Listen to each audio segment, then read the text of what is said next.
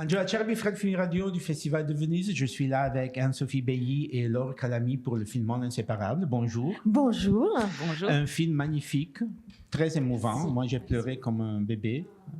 Et c'est un film très insolite parce que vous traitez un thème qui n'est pas du tout connu ou dont on parlait, disons, parce que c'est cette histoire de deux jeunes adultes porteurs d'handicap qui s'aiment et des relations entre les adultes des deux familles et cette situation. En plus, Laure, tu as un rôle très, très émouvant d'une femme qui veut se réconcilier avec la vie parce qu'elle n'a pas vu une vie réelle.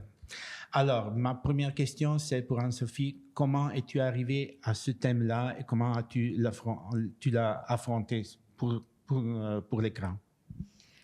J'ai commencé à écrire ces deux personnages à l'école, en fait. C'est un projet d'école qui a fleuri pendant plusieurs années. Et c'est inspiré d'un couple mère-fille, d'une maman qui était octogénaire avec sa fille qui avait une 60aine d'années, qui s'appelait Yolande et que j'ai pas mal fréquentée.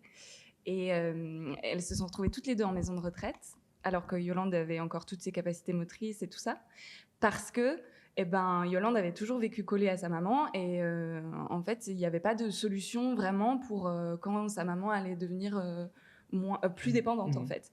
Et je m'étais dit, ça, c'est vraiment une image de ce qu'est la famille de façon radicale. Donc, en fait, le handicap, c'est d'abord une loupe pour parler des liens de filiation, de la complexité du soin, de ce que ça implique de prendre soin, de dons, de contre-dons. En fait, on s'enferme aussi dans le soin, on se doit des choses. Voilà. C'est exactement ce que ton rôle, Mona, se trouve, disons, non? Parce que Mona et Joël, ils sont liés très, très strictement. Et il y a un moment où ce lien doit se rompre, oui. Et étonnamment, ça vient... Oui, ça vient de son fils. Je pense qu'elle ne s'y attend pas de cette façon-là, évidemment. Et puis, il y a effectivement... en plus, on comprend que c'est quand même une femme qui s'est retrouvée seule à élever cet enfant. Et je trouve ce qui m'a séduite dans le scénario, dans cette histoire, c'est toute la complexité de ce lien-là, c'est-à-dire avec à la fois la culpabilité, la fusion qu'il y a entre eux, et en même temps, ce qui m'a frappée tout de suite, c'est aussi leur relation très